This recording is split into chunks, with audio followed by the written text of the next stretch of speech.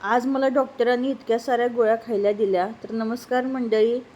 तर सकाळ सकाळी सगळं काही आवरून मी, आमच्या आईसाहेब आणि शिवांश आलो हॉस्पिटलला. पण हॉस्पिटलला नेमकं कशासाठी यासाठी तुम्हाला ब्लॉग शेवटपर्यंत बघावं लागेल.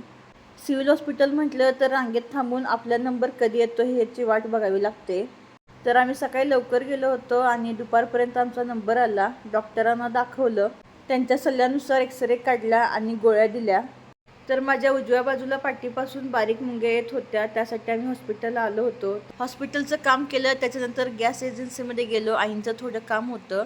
त्याच्यानंतर गेलो एका पाहुण्यांच्या घरी, तिथं केलं मस्तपैकी दुपारचं जेवण. पाहुण्यांच्या घरी थोड्या वेळ थांबून परत मग आम्ही आमच्या घरी यायला निघालो.